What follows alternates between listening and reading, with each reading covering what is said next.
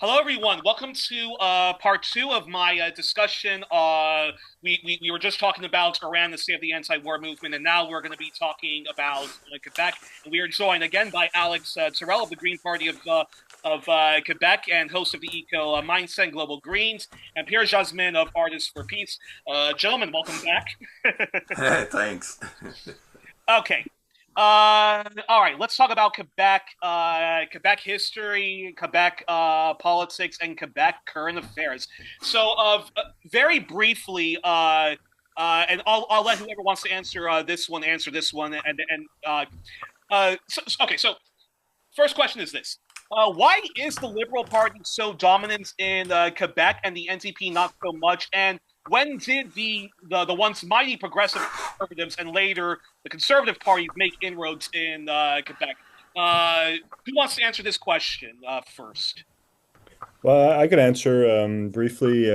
Well, I was actually first involved in politics with the NDP in Quebec from about 2006 to 2012. And in that period, the NDP elected its first member of parliament in Quebec and also managed to have a huge orange wave in the 2011 election where they went from one seat to having 59, so controlling about 80% of the federal representation in Quebec.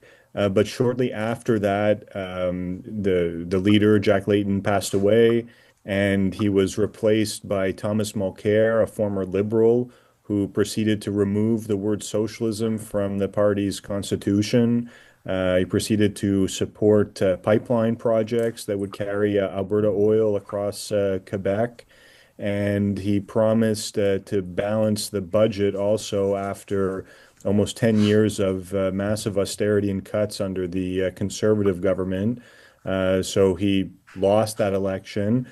Justin Trudeau came up in that 2015 election as sort of the new face, and the Liberal Party was taking a lot more risks back then and speaking out quite a bit stronger. I mean, even when it comes to warfare, for example, Trudeau, when he was campaigning in 2015, had said something like, you don't just like whip out your F-18 and say, look how big it is and stuff like that, and he was talking against militarism that the Harper government was pushing, right? So I think that those are some of the factors. The Conservative Party has made some inroads in Quebec, the Federal Conservative Party, but has never managed to elect anybody on the island of Montreal.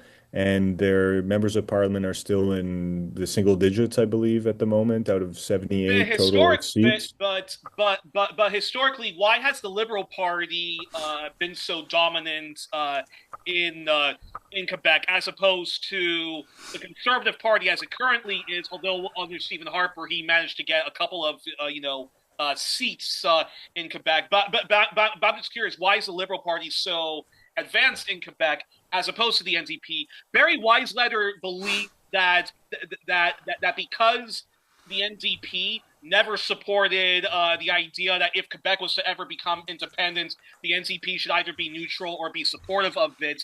But I'm curious but I'm curious. Curious your response, followed by peers. No, I don't think this has to do with not endorsing any autonomy from Quebec. This never was a problem to the Liberal Party. So why should it be a problem for NDP?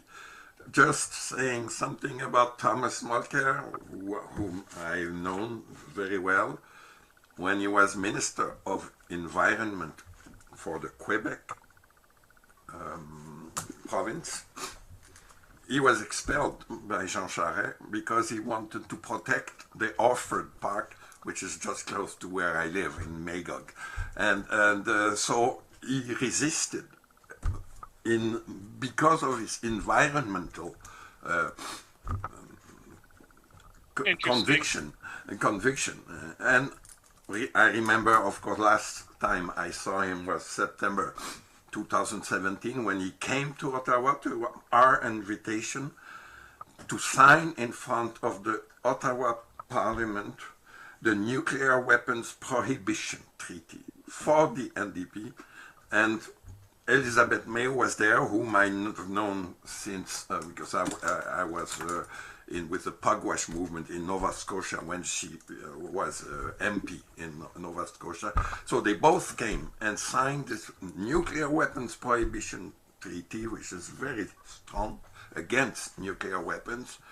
And the problem, and I know you would say that, and Alex too, the problem is that they didn't link this position with the fact that NATO has nuclear weapons and that they should have condemned NATO with the same breath than signing this nuclear weapons treaty. Well, what I remember is this positive act, this is again, we should remember these positive acts, because this is the way to build solidarity. This is the way to build a movement, a strong anti-war movement.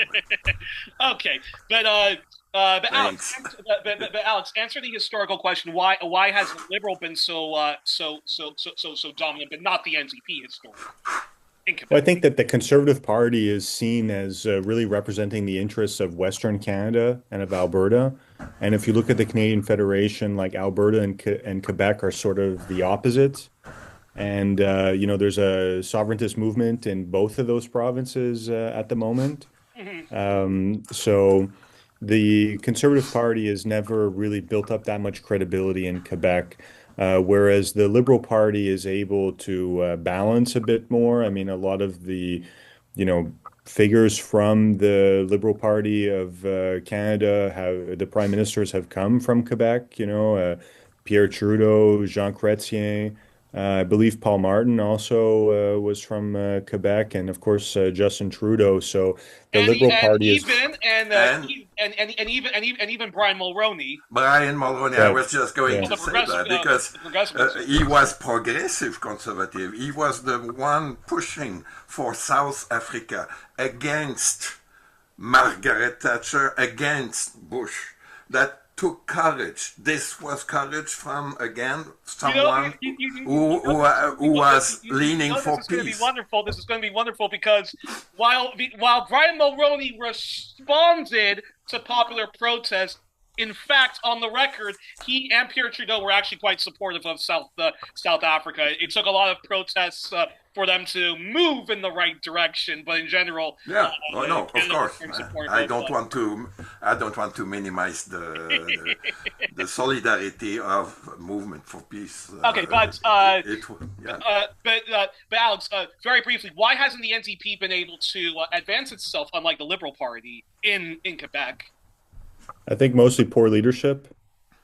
Since Jack Layton, they haven't really had a discourse that's been very inspiring within Quebec. And I think that, people in general want to vote for politicians who stand for something, who have clear opinions. And, we certainly didn't see that from Jagmeet Singh.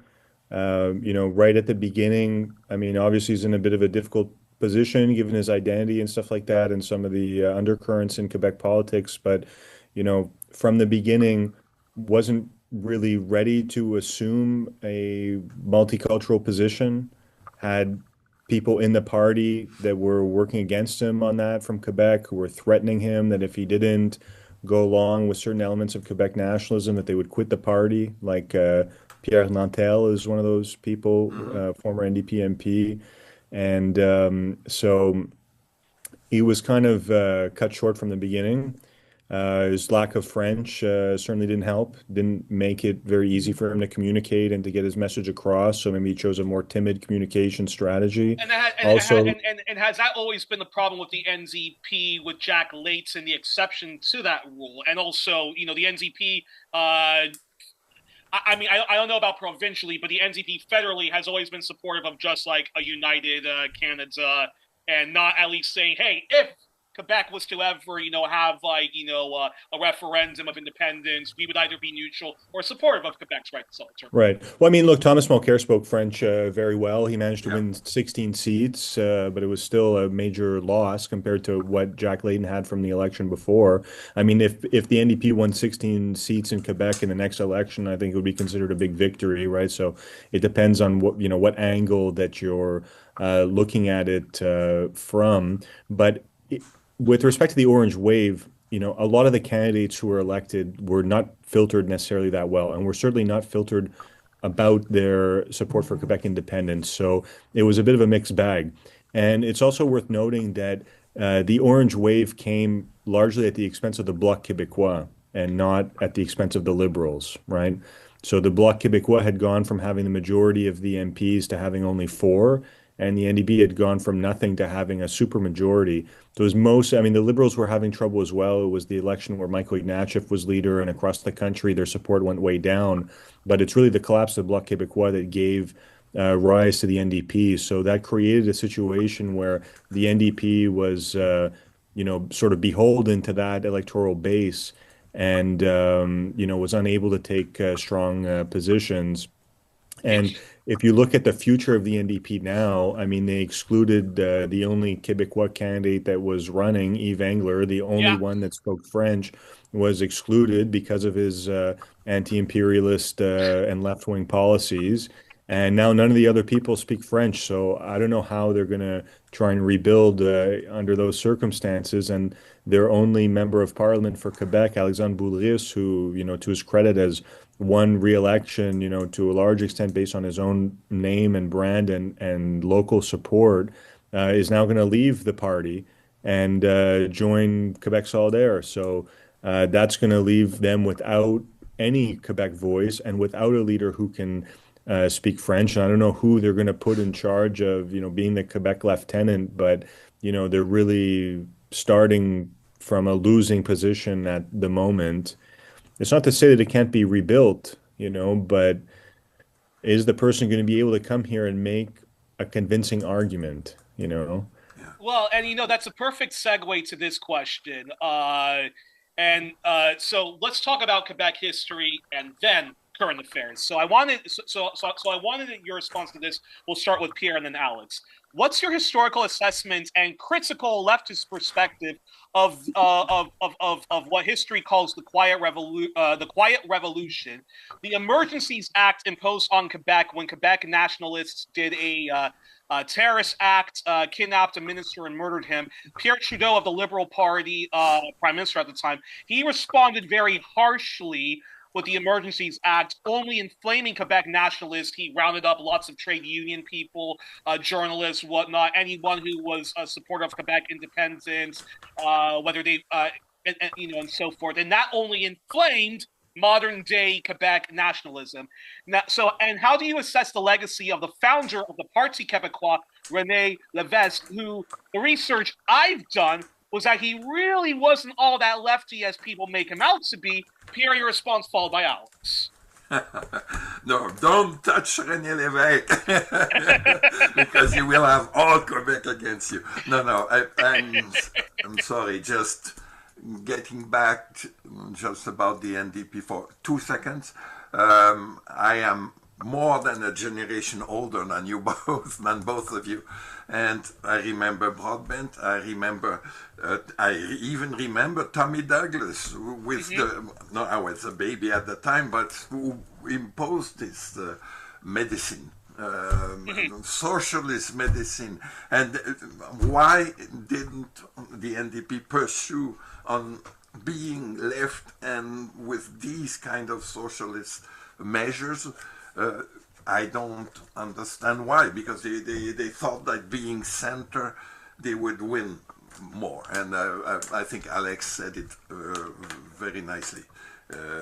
Except that, again, I want to bring back these persons who were so determined. The future of Canada. About Quebec. We won't be able to agree on everything, but just then answer the question. What was the Quiet Revolution? And Pierre Trudeau, of course, well, yeah. Anyways, yeah, all this stuff about the Quiet Revolution, Pierre Trudeau's Emergency Act, which only inflamed Quebec nationalism, and your historical assessment of René Lévesque, your response followed by Alex. Yeah, the fact is that Trudeau and Lévesque were not that much opposed. They were both for a Quebec with a Minister of Education. They didn't have a Minister of Education before 1960. For a Minister of Electricity, for Hydro-Québec, which Parizeau did so much for. And so these were really measures that built a strong Quebec. And the opposition, yes, of course, what happened is, again, the FLQ deposited some bonds, and Lévesque was opposed to that very much. And I stood with him at the time. And of course, I was with the mob that invaded McGill, saying that, this English bastion shouldn't exist anymore. Didn't prevent me of winning the gold medal of Minister of Education by my studies in McGill. But these were things that we did oppose, and we built a strong Quebec with Lorrain, with Jacques-Yvan Morin, was a minister of international affairs, and these were the strong years between 1976 and 1984, and I'm very proud of this movement. Okay. And before that, of course, the Le Sage and the person who was also so active in Africa, Gérin Lajoie, they built, as you say, the Quebec, a new Quebec with strong opinions and strong ideas, and now we have a Quebec which is really going forward, except I'll talk later. I'll let Alex talk now, but I'll talk later about the elections of the 5th of October that are coming, and what's the situation between all the parties right now, fragmented, and with polls that are going up and down and up and down, so that we don't know what will happen on the 5th of October for the next elections of Quebec. Okay, so Alex, again, what's your historical assessment and critical leftist perspective on Quiet Revolution, the Emergency Act imposed on Quebec when Quebec Nationalists did a terrorist attack, kidnapped a minister, and murdered him? Pierre Trudeau responded very harshly, only inflaming Quebec nationalism, and how do you assess, very briefly, the legacy of the founder of the Party Quebecoise, René Lévesque, who the research I've done was that he wasn't all that lefty as people make him out to be. Yeah. Okay. Well, look, I was born in 1988 after all of this stuff took place, right? But, my perspective on it is that Quebec made a lot of social progress with the Quiet Revolution, as Pierre was saying, with, taking over control of education that was previously controlled by the church, and really, building a lot of public infrastructure. And René Lévesque was, and also, sorry to interrupt, but this is very important for historical context. So Quebec is a French-speaking province, one of the only French-speaking provinces in Canada. Yes, French settler colonialism, took the land from Indigenous people, and then the British, took over all of Canada, including Quebec, and Francophone speakers were discriminated against, and the Catholic Church, the French Catholic Church, the Quebec Catholic Church, more or less ran Quebec the way the Catholic Church in Ireland under British colonialism ran Ireland. And then the Quiet Revolution was the beginning of Quebec, of Quebecers, not only introducing secular education, but also saying enough is enough with of us being discriminated against by majority Anglophone Canadians. Yeah. And the role of the church was greatly reduced during that time, right? Like, a lot of people really moved away from religion very quickly. The attendance at church and everything has gone way down. And it's actually one of those things about Quebec identity that, like now today, some Quebecois say, oh, we have to continue that. We have to, eliminate religion from all public spaces and all that. And it's turned into kind of a witch hunt against minority religions, Yeah. unfortunately. Whereas back then it was against the majority religion that was imposing a lot of values and a lot of different things on the population. Very similar to France. Yeah, yeah. So, and with respect to René Lévesque, who originally was elected as a liberal, right, and managed to nationalize electricity as part of the liberal government, then broke off and founded the Parti Québécoise, was elected as premier, and then led Quebec to its first referendum on Quebec independence. But my perception of the Quebec independence movement, as it stood back then, under René Lévesque, was that it was a lot more about sort of taking control of certain resources. It was fresh off of the nationalization of electricity, which is something that's still standing to this day. And it was also less hostile towards Canada than the discourse that we hear now. It was about sovereignty association. Also, the process for achieving independence was quite different. It was to be one referendum vote to start negotiations and a second to finalize them. In 1995, the Quebec independence movement, at least in my perspective, turned far more anti-Anglophone. There was a lot of changes made, like in the early 90s, there was laws adopted to change signage. Signage had to be in French. The English or second language could only be half of the size of the French. So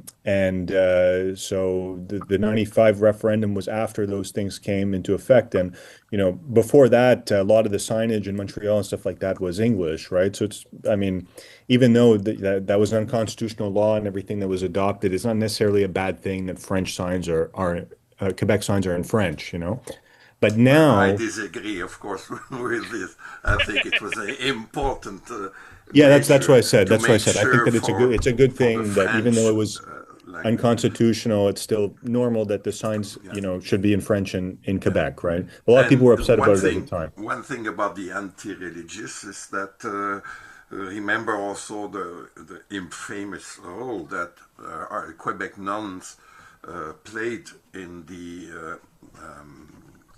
pensionnats autochtones, les pensionnats autochtones in British Columbia, in Saskatchewan, in Manitoba as well.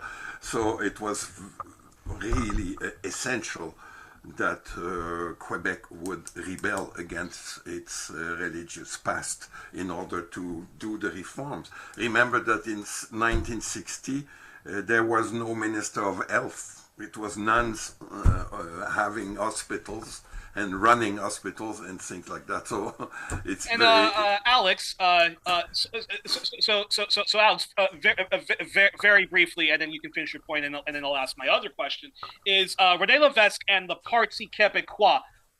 As you say, look, and again, the research I've done was that he's not this sort of flaming left winger that people make him out to be, but that he was, and that PQ, is it safe to say they were a broad church, like a big tent, like the liberal tries to be, but a little bit more left leaning? Or I'm very curious your response to that.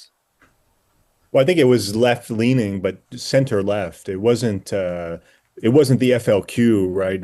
Where, that group that, abducted people and killed people and stuff and planted bombs and everything like that. Like that was more of like a communist kind of thing, right? That kind of propelled the Quebec independence movement in the 70s, right? Which, So the Parti Québécois. apparently the Canadian Secret Services had actually infiltrated the FLQ, and there's even some arguments that it was basically secret agents of the Canadian state that did those terrorist acts to many discredit of the these. Yeah. FLQ and so forth. And those who are of that opinion and have done some investigative work believe that that's why there was such a when Pierre Trudeau did what he did, the Emergency Act, why that actually inflamed Quebec nationalism.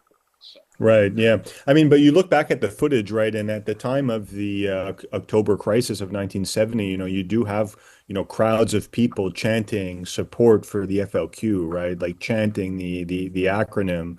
So, you know, I mean, to call in the military and all that, perhaps a bit exaggerated, but what the federal government said at the time is that you do have a group of people that are trying to take power without passing through the democratic means, right? So it is a little bit tricky situation, Yeah, I mean, how many countries yeah, that's allow it? where Levesque stand was very, very essential in order not to. He was already called the Castro of the North by the Americans, so that it was a way to calm things down in 1970 was very, very important. Yeah. And he got elected 6 years later in 1976. Who's this? Who's this? René Lévesque. Oh, okay, okay, Yeah. okay. Yeah. On a much more moderate platform, right? He wasn't running on the FLQ platform. No, Actually, Alex, anything else you want to say, or should I ask my next question? go ahead. Yeah, go ahead, because I was going to get into the modern Quebec independence movement, but I don't know Okay, if we have actually, time for then that. okay, actually, perfect. Okay, actually, that's a perfect segue. So let's do some serious myth busting about Quebec. Now, Alex, you're a leftist, and generally, the radical left in Canada, both in Quebec and much of Anglophone Canada, is very supportive of Quebec independence, and largely describes even the Quebec independence movement and much of the parties in Quebec that want independence as a left wing movement. And often, some leftists, including Anglophones, who live in Quebec, who live in Montreal, which has one of the largest Anglophone English speaking communities, they often say the following: that when it comes to a federal election, they're going to vote for the Bloc as a constructive protest vote to make sure Quebec is looked after. And some people even think that the Bloc is very social democratic. And that's how even they're described on Wikipedia. Now, Alex, you're not supportive of Quebec independence. So, firstly, explain why, and explain to our audience that even if you believe in Quebec independence, in Quebec, in Quebec as an independent country, even if you empathize with legitimate grievances of Quebec, anyone who has lived in Quebec and voted for the Bloc in the 80s, in the 90s, 2000s, and nowadays, you've been voting for a pro-austerity party, a pro-NATO and fake peacekeeping country of a party, a Zionist party, and a party whose members applauded a Ukrainian Nazi. And I'm not sure if the Bloc supports the pivot to Asia. You can answer that. But anyways, please debunk for us Quebec nationalism, the Quebec and Quebec independent parties like the Parti Quebecoise since René Lévesque. Your response, and Pierre can. I'm sure Pierre's going to disagree with us. Yeah. We can have a good debate on this one, I think. But okay, look, basically, the Green Party of Quebec is a left-wing federalist party in Quebec. And, from our perspective, the Quebec independence movement is not progressive as it stands in 2026. If you look at the main reasons that, for example, the Parti Québécois, the main independence party, says that we should become an independent country, it's like to have less immigration, to be able to control immigration, to be able to oppress minorities within Quebec that are currently protected by the Canadian Constitution, to be able to ban, women from wearing the hijab and working in daycare centers, to be able to legalize discrimination in the workplace, even though the Canadian Constitution actually allows them to do that because with the notwithstanding clause, they just have to invoke this article of the Constitution in any unconstitutional law that they pass, and they're able to do it anyway. It's also that a lot of the legitimate grievances of Quebec with respect to language and other issues have actually been addressed by the Canadian Federation. And there have been concessions that have been made. So, one of the things that's particular now is we have very few debates, yes, no, or about independence. Most people have kind of their mind made up, and you don't often see federalist and sovereigntist politicians debating with each other in public. Okay. So that's one thing that's missing, I think. With respect to Anglophones from the rest of Canada on the left, thinking that Quebec independence is progressive, I think that maybe they're trying to, kind of be the counter current or the counterculture to, but it's not actually a progressive movement as it stands now. Okay. And it's heavily identity based. Okay. It's heavily about, having everybody conform to the same kind of person, to that the Catholic religion is put like higher up than the other ones because, oh, that's our heritage and stuff like that. Immigrants are constantly pointed at as being a problem, or even as our Premier François Legault says, a threat to the survival of the Quebecois nation. So this is the kind of rhetoric that's very common in Quebec nationalist circles. And of course, there's different perspectives within the nationalist movement as there are within the federalist movement, right? And there's some people in the Quebec nationalist movement who, are, playing more left-wing politics and stuff like that, like Quebec Solidaire, for example. The thing is, even if you ask Quebec Solidaire, they would be willing to work with the more right-wing nationalists to found a country. What are the founding values of this country going to be? It's certainly not going to be multiculturalism and a big melting pot where people from all over the world come together. Canada is one of the only countries in the world where two colonies have come together to form one country. And I think there's something special about that, you know? And Quebec independence would reduce, freedoms for people that are here. The fact that we have freedom of mobility across this continental country that, people can pick up and move to New Brunswick. People from Quebec can move to BC without having to cross an international border, without having to get citizenship or anything like that. I think that, Quebec has a lot to gain from staying in the Federation. I'm in the Green Party, right? So sometimes the sovereigntist movement tries to say that, we need to become a country so that we can respect the environment more. When already in the Canadian Federation, almost all environmental responsibilities other than atmospheric emissions are of provincial jurisdiction.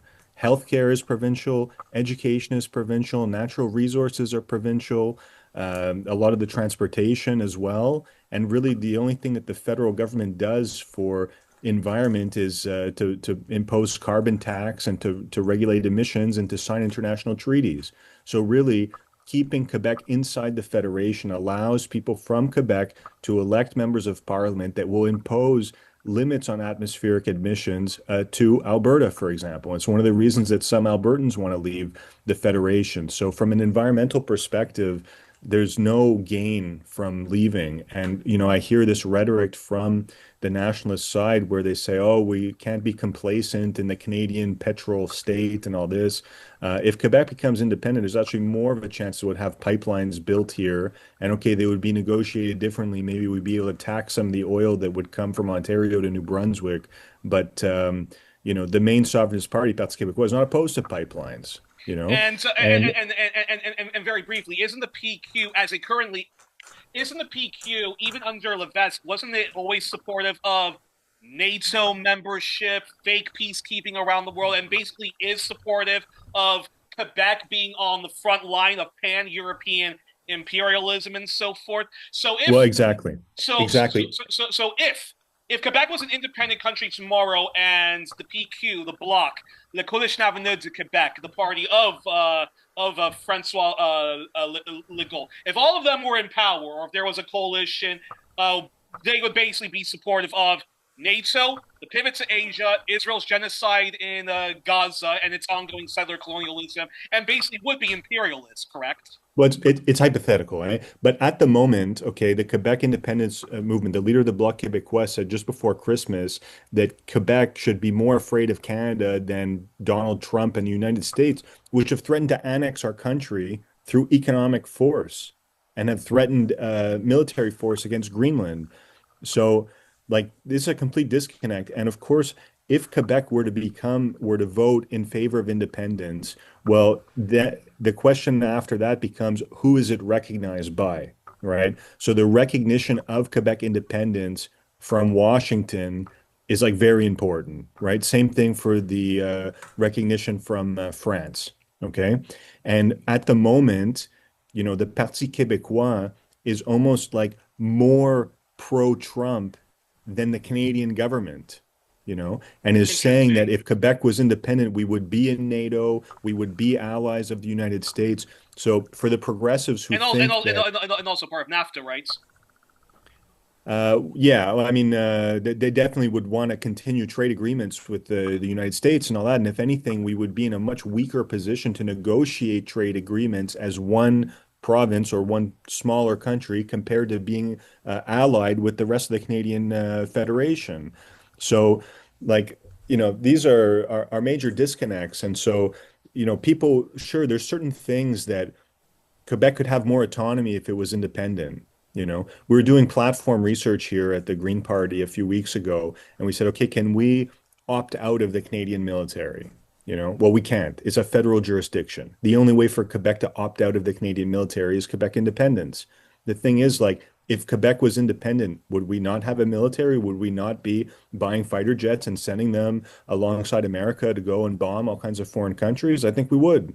And there's no indication that the Quebec independence movement, the leaders of it at this moment, have a different worldview than the rest of Canada and the Canadian government.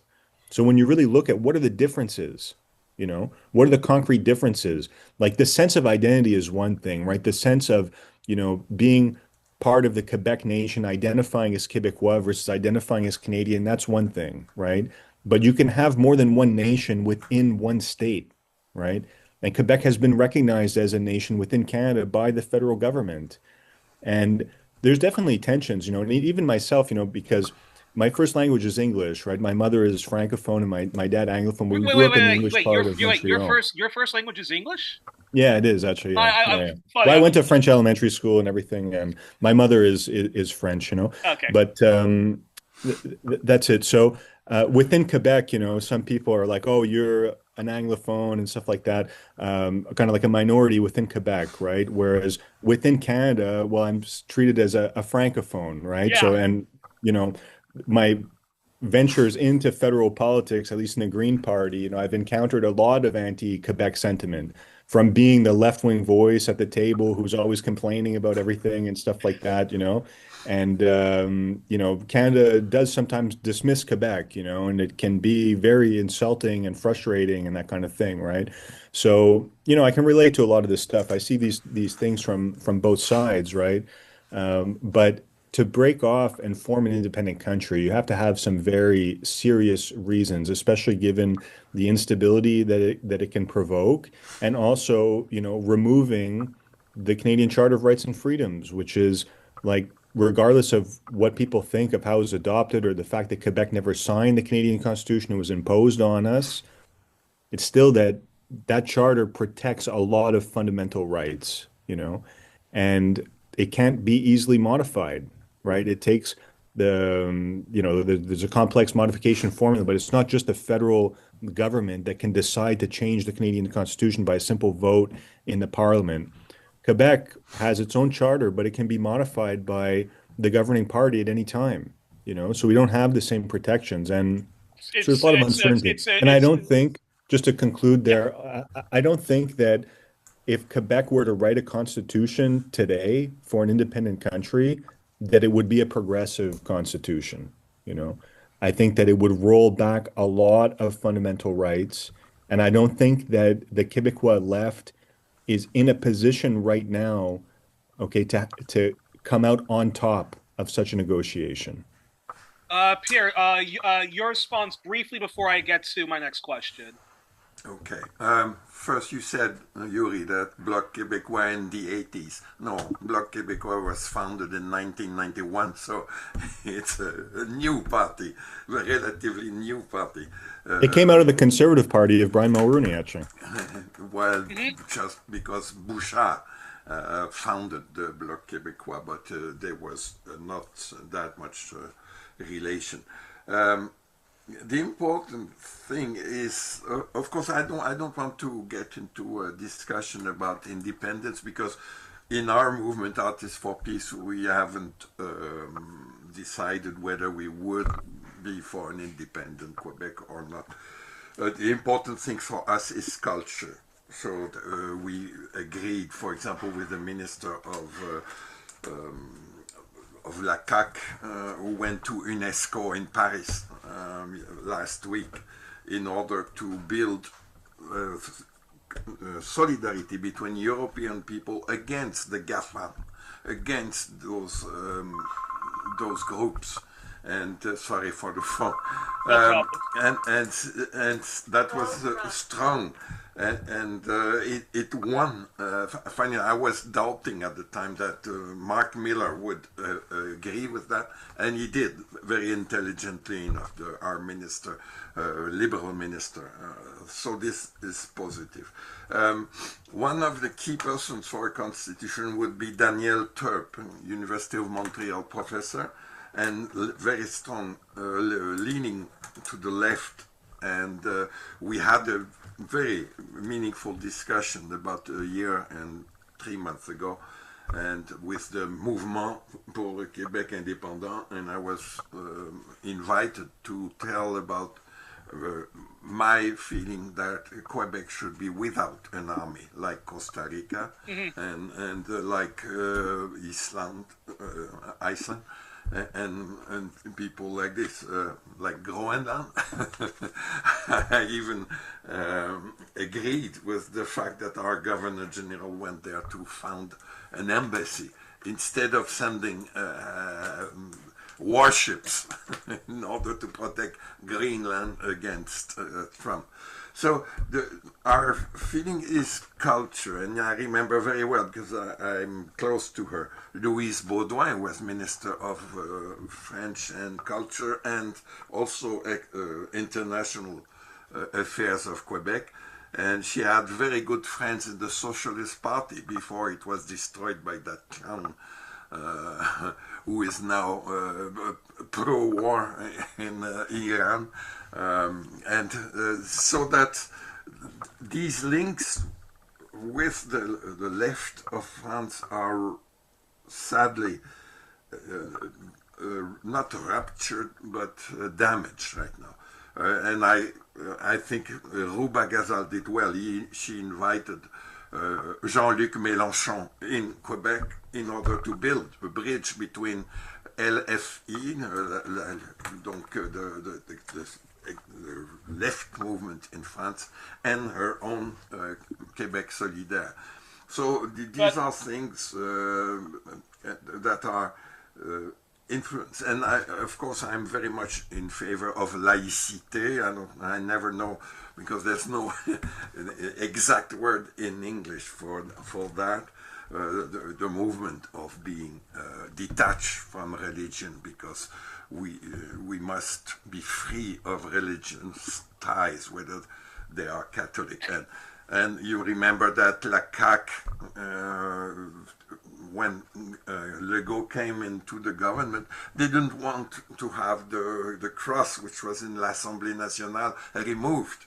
They made a law for laïcité, and they didn't want to remove the cross, which was there above all deputies when they were talking about matters, government matters. So they did finally. So this is a progress, and I don't think this the anti-English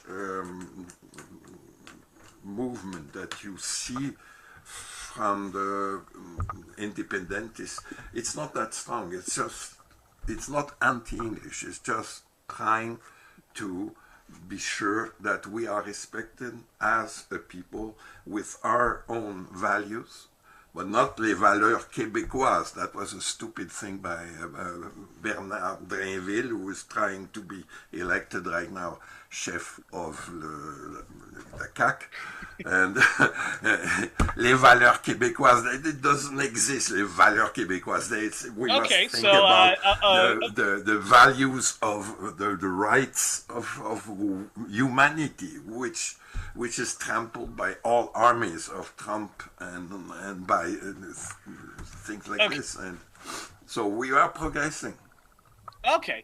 Well, as always, we have Pierre to counter some of our arguments, so that's good. But then, perfect segue to this question. So, Alex, your response to this, and I I find myself agreeing with both of you, but definitely with Alex when it comes to debunking all this propaganda about the Bloc, the PQ, and even the Quebec Independence movement as it is. So, Alex, what other criticisms would you make of the Bloc and the PQ? And can you talk about the following? The Bloc, whose first leader was, you already mentioned, Lucien Brochard, who, again, was a close ally of Brian Mulroney. He was a progressive conservative, and he was an advocate of what we now call austerity. He was a big supporter of that. He was a champion of free trade. The Bloc in the 90s, and these are just facts. People can check this on Google AI and ChatGPT and Wikipedia and so forth. The Bloc in the 90s supported the Savage Liberal Party led by Jean Chrétien and Paul Martin. They supported the Paul Martin Savage austerity budget of the 90s.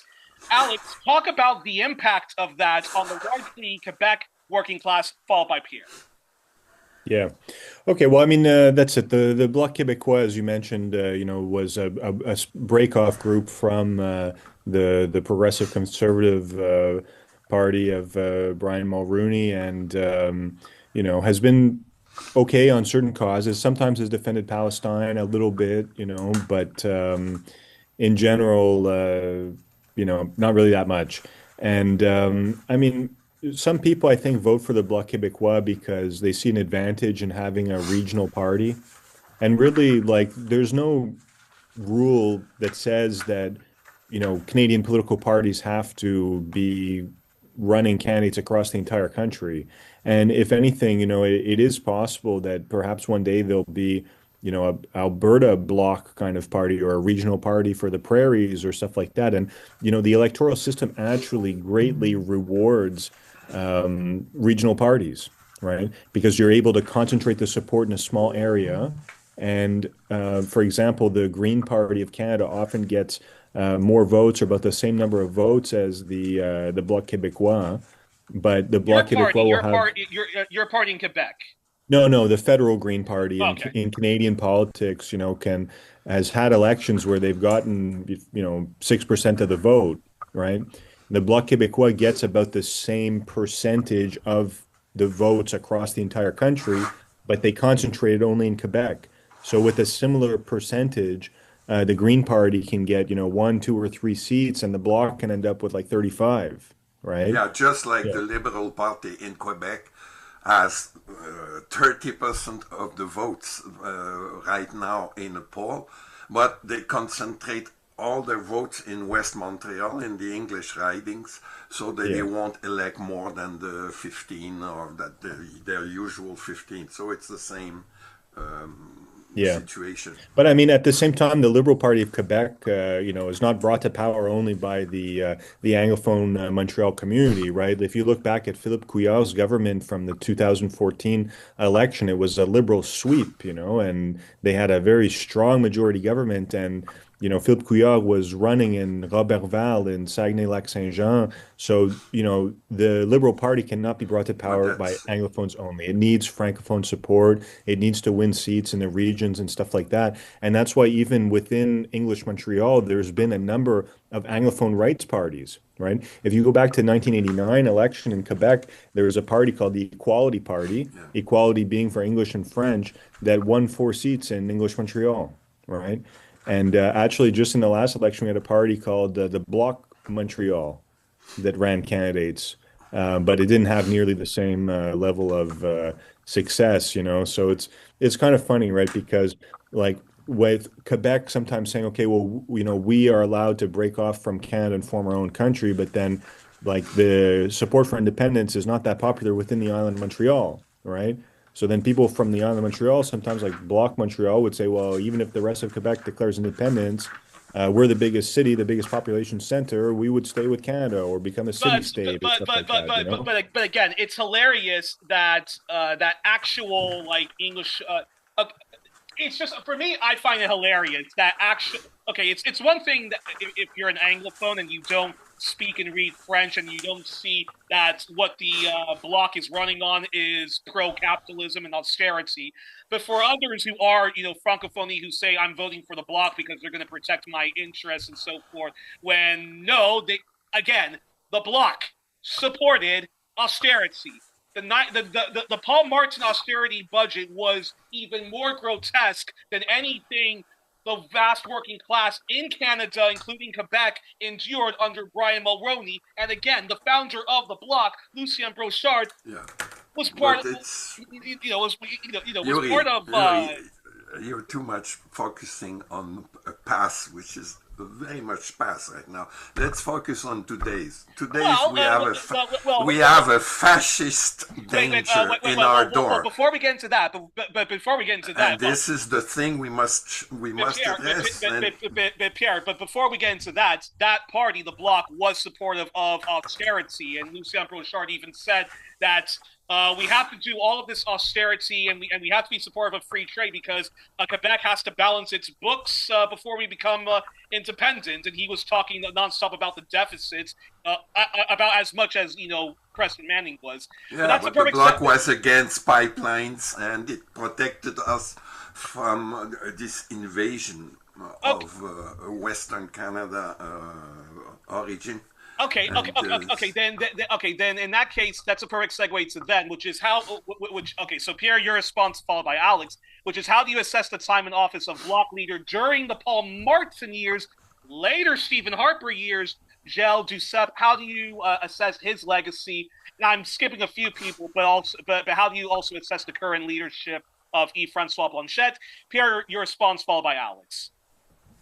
Well, it doesn't interest me that much. What interests me is that we have a fascist invasion of Iran by Trump.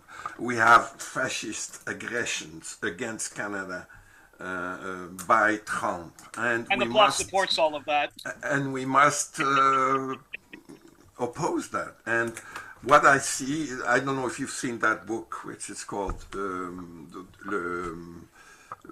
Avant d'en arriver là. Before we get there, it's a choral essay on the fascist danger. It was published in December, right? Look. And in that book, you see the Bloc and the PQ and the CAC supports a collection. Imperialism. You see a collection of great women who are opposing this fascist movement. Anaïs Barbeau-Lavalette, who made this great film about Palestine, and she is inspired by Martin Luther King, Dali Giroux. Judith Trudeau denounced Mark Carney. It's the banker who went to the monarch Trump and gave him Vaseline so that the United States would do what they have to do. And so these are critical people who are really staging right now an opposition. Maïka Sondarji, who writes in Le Devoir, as well as Émilie Nicolas, who is one of my ideals, that they think we are really right now seeing an important fracturing of our relation to others, influenced by the neoliberal thinking, by individualism, and we are torn apart by disinformation that we all agree with, that the disinformation by the press is terrible, and all these calls to hate each other or to be cruel to each other, and it's so difficult to counter with rational speeches. I agree with you. Martin Delvaux, who wrote this fantastic book, which is called The Boys Club, and which started to make all women aware that they are being ruled by a boys club, and that's a very strong reaction, and Bagazal reacts to that as well. And we had Simone Monet-Chartrand at the time, so we name her Artiste pour la Paix 1992. We had Lauren Gay, who said, who are we to be discouraged about mounting a counter-offensive against... Pierre, that's ours for peace, not the bloc. The PQ. So, Alex, what's your response? How do you assess the time and office of a bloc leader during the Marx and then Harper years, Gilles Duceppe, and how do you assess the current leadership of Yves-Francois Blanchet? Right. Well, I think with Gilles Duceppe, like his line was often about getting the best deal for Quebec. So that's a position that gave him a lot of ideological latitude, you know, because he could sort of change his position from sounding left or right wing depending on the issue that was in front of him and depending on the, you know, polling calculations and that kind of thing. So it's really a party that's defined more as being a voice for Quebec than having a strong ideological stance in one direction or another. You know, there was a brief... You're right, because he's the one who voted for the F-35 right. with Harper. And I came to him at that time and said, you made the biggest mistake of your life and you are banned from our consideration from Les Artistes pour la Paix, because this is not the way to build Quebec by being in favor of planes that will be built anyway in the United States and controlled in the United States. So this was a big difference between Duceppe, who was so much for us because we were for the movement of controlling weapons, individual weapons, because of what happened in Polytechnic in 1989, where 14 women were killed by a fanatic who was anti-feminist. So that's, again, this is where we're at the moment, to trying to move in that direction and to forget these haggling of what kind of powers we will share between Quebec and Canada when there's this fascist movement You're saying going Alex, on. Yeah. And so anyway, yeah, that sums up for Gilles Duceppe. And then the current leadership of the Bloc Quebecois, you know, it has kind of made itself into the voice of the National Assembly in Ottawa, right? Yeah. The National Assembly not particularly progressive at the moment, you know. You're right. So they've not been a progressive voice as a result. And that's it. Like in terms of, I think in terms of the war with Iran, they did put some critical comments out there, Yeah. so they deserve a bit of credit for that. But for the rest of it, you know, to that statement about Canada being a bigger threat to Quebec than Donald Trump, completely ridiculous. You know, Yeah, I but think they it's lost. passé. Yeah, well, it was from December. We're in March now, but That's the well, I'll give. Well, let me say this. Both the Bloc and the PQ, I just find their dog whistling and the use of Quebec past victimhood absolutely disgusting. I mean, anybody nowadays, especially if you're white and you're complaining about wokeism, this and stuff like that, is a dog whistle for I don't want to hear about racism, queerphobia. I don't want to hear about white supremacy. I don't want to hear about the patriarchy, and I definitely don't want to hear about heteronormativity, especially if you guys are talking about the T and LGBTQIA plus, you know, the trans community.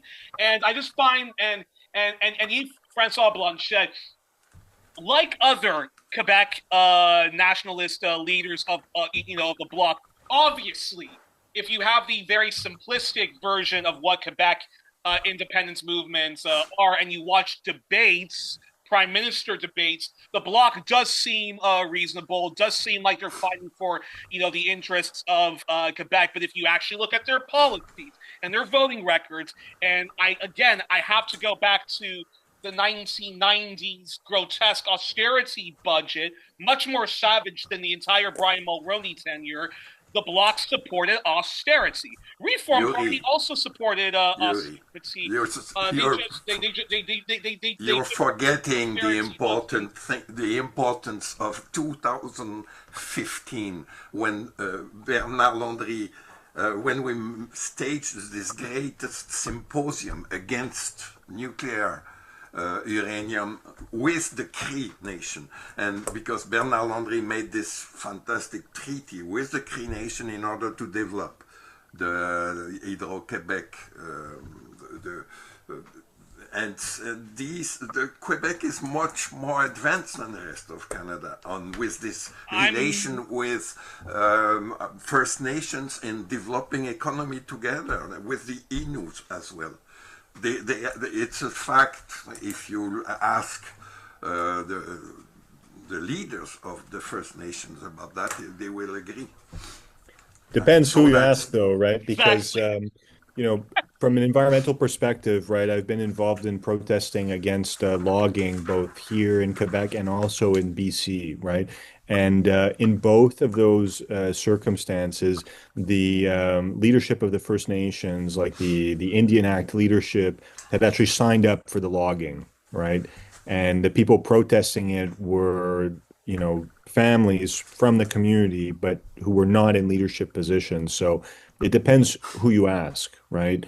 Well, and ask even Rodrigue Turgeon, who is the leader of the Nanikana movement of the mining watch movement against the exploitation of mines against First Nations. Okay. Well, wait. So this is he will tell you that he has received support from Quebec government. Okay, but before we get into that's actually a perfect segue to this. So I won't ask. We're going to have to do another episode. But I'm going to have to separate you guys. We're going to have to do another episode about all the different Quebec premiers from the 70s to the present from a critical left perspective. But I want to talk about today when we talk about François Legault and the Coalition Avenue to Quebec. How do you assess? Alex, briefly, how do you assess all the times the PQ have held power in Quebec at the provincial level and have been premiers? How do you, as a leftist, critically assess their time in office? And what's your assessment of them now? And why do you think, again, leftists, especially in Quebec, should be mobilizing against them and not be apologists and not be free left-wing PR agents for them and the Bloc? Right. Well, I mean, look, the most recent time that the Parti Quebecoise was in power in Quebec was from 2012 to 2014, and they were elected in the 2012 election because that election was actually called in response to a massive student movement, which brought down the Liberal government 1 year before the end of their 4-year mandate. And that happened in my university, Université du Québec à Montréal, because the professors supported the students as well. Well, Concordia too, because the students were strong enough. Yeah. And Gabriel Nadeau-Dubois was then a leader. Yeah, he was good back then. And also because Jean Charest wanted to give money again to the Gentilly uranium station, and we went into the street against That's that. it. So I mean that and he government wanted to invest money also in asbestos for more. Yeah, I remember asbestos, that. Yeah. So that's all. He was defeated on these. So there was a lot of problems, right? The Liberal government was tired. It had been there since 2003. There was overwhelming corruption. There was a public inquiry that they had held off on calling for a long time into corruption in the construction industry, and it was revealed at this inquiry that a lot of the money pouring into political parties was tainted, was coming from construction companies, and that kind of thing. So there was a lot of allegations about that sort of thing. And then the Liberal government sort of used the student movement, somewhat provoked it, right, by saying, we're going to increase by 75% tuition, and we will not meet with the student representatives, and we will not negotiate. And the students went on strike, and the government refused to recognize the strike. They said, it's a boycott. At one point, I called my member of the National Assembly's office. He was a Liberal cabinet minister, Jeff Kelly at the time, and his staff told me, like, we encourage students to physically push their way through picket lines, to get to their classrooms and stuff like that. Complete chaos, right? And passing special laws that you'd have to get a permit if you want to be more than 10 people walking down the street protesting, all kinds of crazy stuff like that really just fueled the movement more than anything. And the Liberals thought that they could provoke this crisis and then be the ones to solve it. And they campaigned that year about, law and order and being responsible and stuff like that. Whereas the Parti Québécois That's timidly when we supported. staged this great demonstration on the Montreal Mountain with Frédéric Bach planting a tree with and bringing students to adopt all the our conviction about Yeah. ecology, with which was put forward by Pierre Dansereau, whose name adorns right now the building of a complex of science of UQAM. So all this made a movement with all sort of artists and Yeah. Oh yeah, it singing was a very creative songs. movement. There was all kinds of art in the streets and stuff. And, Yeah, really it was a mass protest movement there with tons of young people who never really been involved in political stuff before, really. like going on strike and like hard strike, like blocking people from going to class and going to the streets and dealing with riot Yeah. police. And, they made the So that's protesting positive. illegal, and then it actually made the protest bigger than ever. And it was like one of the largest acts of civil disobedience in Canadian history, where hundreds of thousands of people marched without giving the itinerary to police ahead of time. But in the And same time, they blocked the Black Bloc to get involved in the demonstration well, my because the experience Black with that Bloc was was that at the had with beginning, beard balls in their sacks yeah. and Pierre, everything, Pierre, so that Pierre, the students Pierre. were anti-extreme left, and that was very important for the Okay, success wait, of the Pierre, Well, Pierre. my movement. experience with that was that was the case at the beginning. Okay, I was in demonstrations earlier on, like in March and April, and when there would be people vandalizing stuff, protesters would attack the people doing the vandalism and stuff, and people were chanting like "On reste pacifique," like chanting peaceful protests and Yeah. stuff like that. Then during the summer, people realized, okay, that the police were not interested in arresting the people that were doing the vandalism. They were more Yeah. interested in using the vandalism Uh, as a Yes, that's justification extreme to in fact, left. intervene on Look the at entire my crowd. in fact, there was a documentary on the big protests against the G8. This is when I think it was when Stephen Harper was in power, and there was big protests against anti-globalization protests. And it actually turns out independent journalists found out that all of the black bloc people who were doing a lot of the rioting and were smashing McDonald's windows and so forth were actually undercover police infiltrating the student people Yeah. power movement. But Well, to look, I'm sure see there to was see there the was real balance students breaking But news guys, and go all that. at Pierre. Okay, to Alex. see the Okay, balance of that, go see my Pierre. testimony to the Pierre, Quebec government of We've been going. 2013. Okay, It's in the official government document where I talked for 40 minutes to the two persons in charge of this inquiry, which was, of course, buried by the Liberal Party, which came Okay, to the election. Pierre, we're But getting off. read it We're getting off for topic. facts. It's almost becoming the Joe Rogan experience, and I really want to get through all of these like questions. So Alex, again, how do you assess the Parti Quebecoise when they've often been in power in Okay, so that's it. So they were brought to power in 2012 to a large degree because of the student movement and being they were at the right place at the right time, right? They were the opposition. They were wearing the symbol of the student movement in the National Assembly.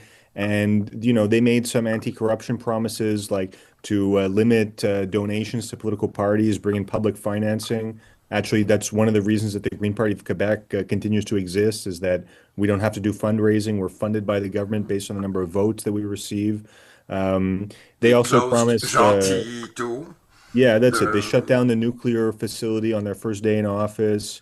They no, in they December abolished the actually. anti-protest law that was adopted by the previous government. There was also Right. an anti-fracking movement that was taking place at the time, which they had supported. So, that first day in office, like they did a few progressive things, right? And the population won some battles, like by electing the Parti Québécois. The thing is, they backed off almost immediately. They increased tuition to inflation, not the 75% that the Liberals wanted, but they did increase tuition. Okay. They did make cuts. In terms of the anti-protest laws, like even after the government had fallen and the 75% hike had been canceled, people were used to protesting. We want to continue. you know. And even though they had repealed the anti-protest law at the provincial level, the exact same laws had been adopted by the municipalities on the same days, the same weeks, you know.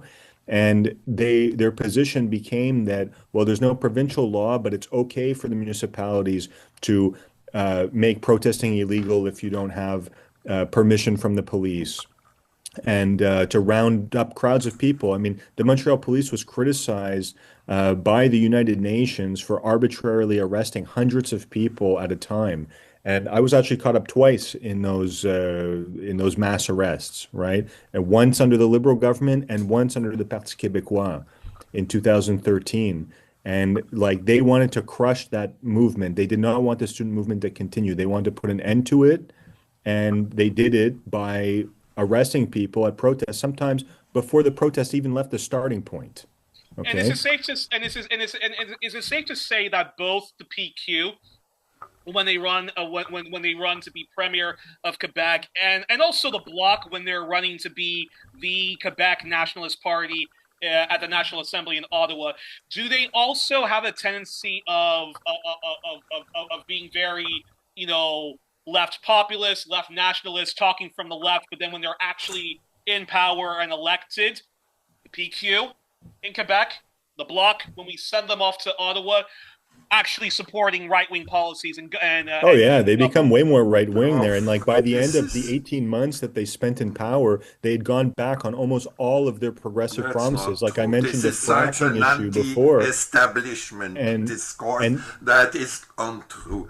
The okay, problem so was, Pierre, again, these extreme left students trying to who expelled Gabriel Dubois, no, Gabriel quit there. He and they quit before the wanted job to was go done. on with their ideal of revolution while they had a government which was favorable to their ideas. And that's where I completely disagree with your okay, assessment. okay, Completely. But okay, even okay, back, I have to go now because this is supper time and I okay, must all right, no join my problem. family. Pierre, I'll see you. Oui. Pierre, I'll see you next week where we can have this debate. And again, people check out Artists for Peace. I'll see you then. Okay, Pierre. Merci. Merci. Au revoir, Alex. À au revoir. bientôt. Anyway, so I can conclude now that Pierre's gone. But So you were basically, what saying, I was saying Alex. is that they went back on all of their progressive promises, you know, and we were talking about the support for the anti-fracking movement. Well, within that 18 months, like right before they called the election, after 18 months, they announced not only that they would support fracking, but they would pay for it. And they put $107 million of public money to do fracking when the industry was not even interested in doing it. Similar to when Trudeau nationalized the pipeline that the private industry didn't want to build because it was too controversial, right? Very similar kind of move that was done also on the identity politics front. Like in that 18 months, they proposed this charter of Quebec values, which basically would make it illegal for anybody who works for the government in any position to wear any kind of religious dress.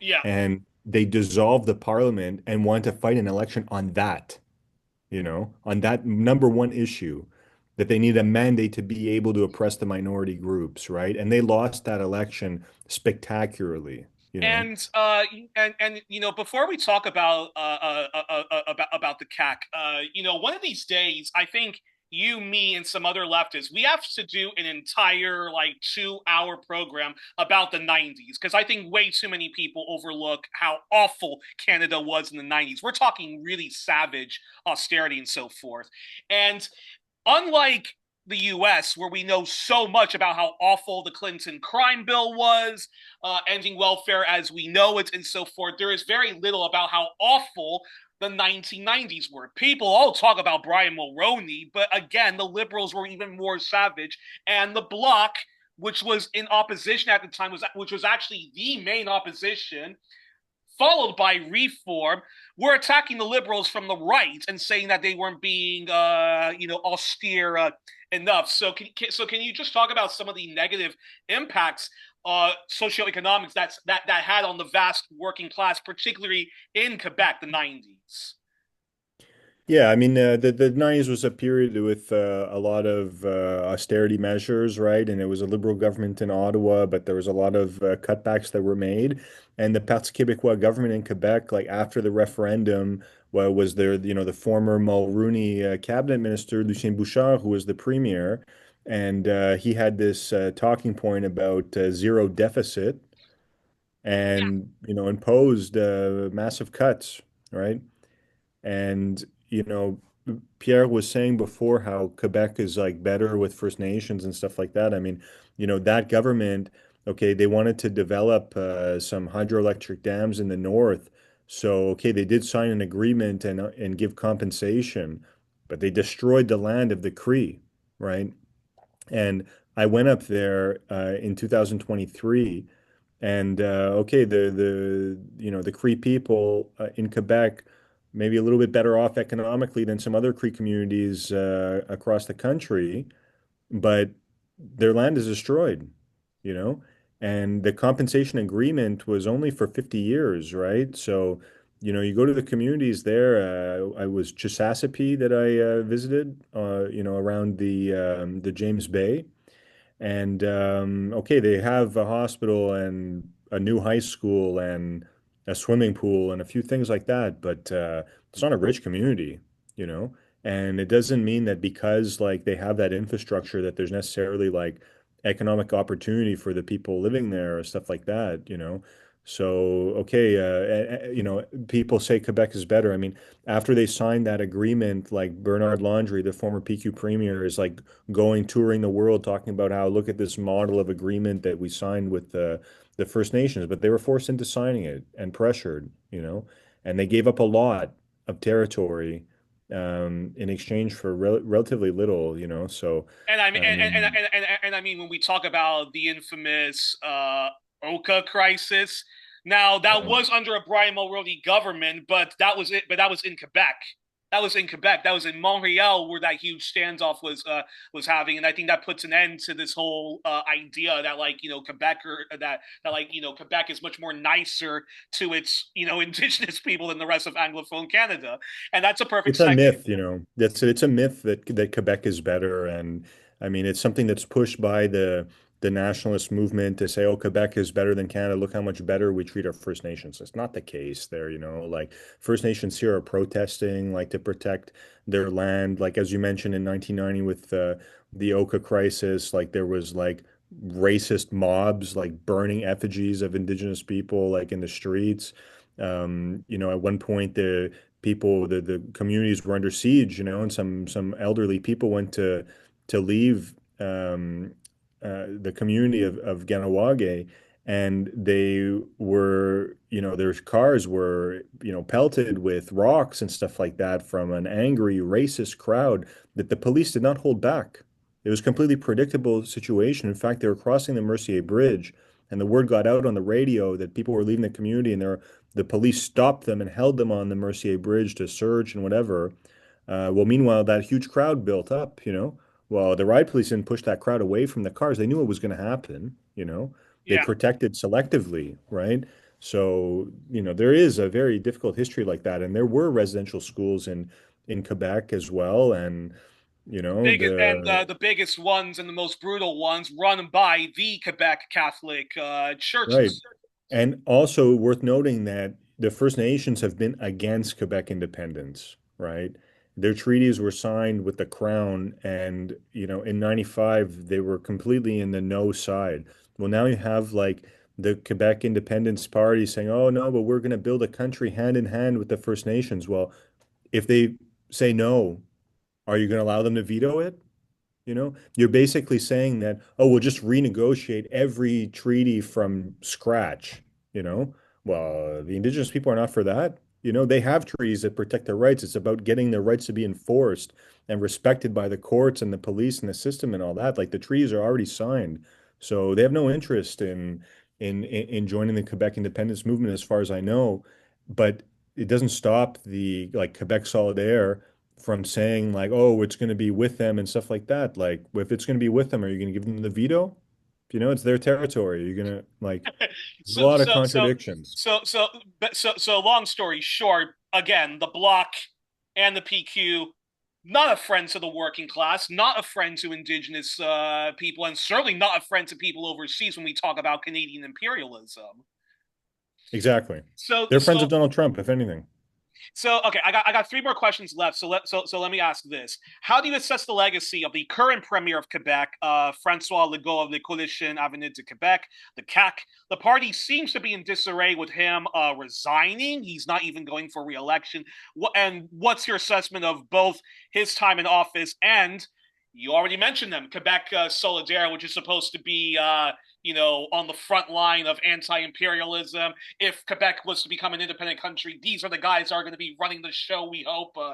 Curious your response. Yeah. Okay. Well, Francois Legault's legacy, I think, is overwhelmingly negative. Like he sort of set the table for Quebec independence by pushing a lot of the right-wing nationalism, but without going all the way to a referendum and without supporting, Quebec statehood. But the only positive thing he did really was to ban oil drilling and exploration. I mean, it wasn't a big industry that we had before. There was only a handful of projects, but he did stop the exploration, right? And so that's positive, although, it could be reversed by a future government really at any moment. And he did maintain the carbon tax, which is okay, but it's not a very big tax. In fact, it was lower than the Canadian level tax, but Canada didn't apply the federal carbon pricing to Quebec. They let us be underneath the threshold because we already had our own system. Now Quebec is the only place with a carbon tax in place, actually, or cap and trade rather. But that's it. Some positive things, but he managed the pandemic. It was very tightly controlled. It was one of the most, well, the most oppressive pandemic restrictions in North America for sure. We had a curfew of 8 p.m. for over 5 months. People were being given tickets like over $1,000 for being too close to people outdoors. It was pretty crazy the way that some of that stuff went. And I mean, people were afraid at the time, and our healthcare system is, falling apart, because of austerity measures and because of an aging population, also with the baby boomers and all that taking up a huge amount of medical resources. Which again, we have to emphasize this: the Bloc and the PQ have supported all of that. Yeah, that's it. And they've also opposed immigration for the people who come and take care of the baby boomers, right? Because if you go to the care homes and the Even if they're hospitals and stuff completely like fluent in that, French. exactly, exactly. And it's funny because there's always this like kind of dance that happens where, for example, okay, recently, like the Quebec government abolished one of the immigration programs called the Program of Quebec Experience. Like Quebec has, a certain amount of autonomy over immigration, not full autonomy, but does have some immigration powers that the other provinces don't have. Okay. So Quebec has an immigration policy, right? And has the ability to offer this selection certificate that is submitted to the federal government, and generally the people are approved after that. So they decided that they want to change that according to them, there's too many immigrants in Montreal and that French is declining in Montreal. And of course, the CAQ has no seats in Montreal and does not represent Montreal whatsoever. Um, but actually, they've got one in the east of Montreal in the suburbs, but like they don't have anything anywhere near downtown. And so they go all over the province saying that there's too many immigrants in Montreal, right? So they tried to change it, cancel this program where people, if they came here and spoke French and worked for a couple of years, that they could get the Quebec selection certificate and then get Canadian permanent residency and eventually citizenship. So they changed this, say, oh no, we want only economically qualified and only in certain regions and only certain jobs. So like basically saying that the people have to either work in like care for seniors or restaurants or like manual labor, otherwise they're not admissible. And so of course, if people started being like deported for that, or that their Wow. permits were running out and they had to leave. So on the one hand, it's like they kind of brought that policy in because they wanted that imagery, similar to the way Trump wants the imagery of ICE going around and deporting people, right? The thing is, like, well, Quebec is more progressive than that, right? And so when we start hearing these stories in the media of people having to leave, like people speaking French and everything, having to leave, like really for no reason other than the provincial government wanting the imagery of deportations. Well, suddenly it became very unpopular, And but they it's stuck to it, and it's one of the things that sunk their ship there, you and know. do you think the CAC is finished with Legault going out, and is the PQ going to have a comeback, or is it going to be the Quebec Liberals? I'm Well, I mean, look, if you look at the latest poll from today, the CAC is continuing to decline despite Legault's resignation. Of course, they haven't named the replacement yet. People haven't gotten to know the new premier. They haven't been appointed yet. The PQ is going down and the Liberal Party is going up, right? and it's and why is that? Out of curiosity. Well, I think that the PQ has really insisted on having a referendum, right, which has not always been their policy. Like they have run in many elections without proposing a referendum or having ambiguity on it. But this time they're saying, no, no, there is a referendum in the first mandate. But Quebec independence is not popular. It's sat at about 30% for the last 20 years, unchanged, you know. So they're putting this as like the number one priority. Like, yeah, let's elect us and we'll break off and form a country and all this. But like the public support for it is not there, right? And And, when you combine, but isn't that because, ironically, Donald Trump made Canadian nationalism great again? I mean, the Liberal Party under yeah, Justin Trudeau was going to get its ass handed to him. The Conservatives under Pierre Poilievre were going to have a huge comeback, and then Donald Trump kept opening his mouth about annexing Canada, making it the 51st state, and then of course the Conservatives, I think Pierre Poilievre did a very good job, like denouncing Donald Trump and like proposing what would be like his ideal like relationship with Trump and like oil pipelines and so forth. But yeah, no, I mean Donald Trump made Canadian nationalism great again to the point that like yeah, we're like in Quebec where the Liberals are very strong, rightly or wrongly, everybody was just waving their Canadian flags against, and yeah, then you have this exactly, guy, yeah. and then you have this guy from the P, and then you have this guy from the PQ who, again, as you mentioned, saying stupid things like we should like Quebecers should be more afraid of Canada than of Donald Trump and so forth. And the PQ, I think, has just become this like cartoonish right wing party, the kind that the kind that we see in France, where everybody's complaining about like immigrants this and like and nobody respecting French nationalism and all this kind of liberal bigotry of Islamophobia and so forth. Correct? Yeah, exactly. I mean, so the PQ is using a lot of the same tactics for Trump in terms of the anti-immigrant discourse. Like they say that all the problems we have in Quebec, where it's healthcare or lack of daycare services or anything, always comes back to, oh, the immigrants, there's too many immigrants. The federal government is bringing too many immigrants here, all this kind of thing, when in reality our society is dependent on immigrants. Like the whole economic growth is dependent on new people arriving here and spending money. The birth rate is so low and everything that we can't even sustain like our own population without immigration. So, I mean, on the one hand, that's it. They play on a lot of the same themes as Trump, and they tell us not to be afraid of Trump and stuff like that, and like the American nationalism, like MAGA nationalism, is similar to Quebec nationalism in a lot of ways. As much as people here don't like to talk about that, what I'm saying now is a little bit taboo, but the similarities are there, right? And so, you know, they say now that okay, we will have a referendum in the first 4 years of a mandate, but it only after Trump is gone, right? So they're like backing off a bit, and Man, maybe they've realized that in the end, Quebec independence is what's going to make them less popular, right? And Legault managed to govern the province for 8 years by saying yes to nationalism, but no to independence. So it's possible that the Parti Québécois could give up on the referendum promise in the first mandate, but so far, they've been sticking to it quite a bit, and maybe their ship is going to sink with that. And the Liberals, just like in 2014, when the Parti Québécois government was making the religious symbols the big thing, well, the Liberals came in with the campaign slogan, "Together, taking care of the real issues."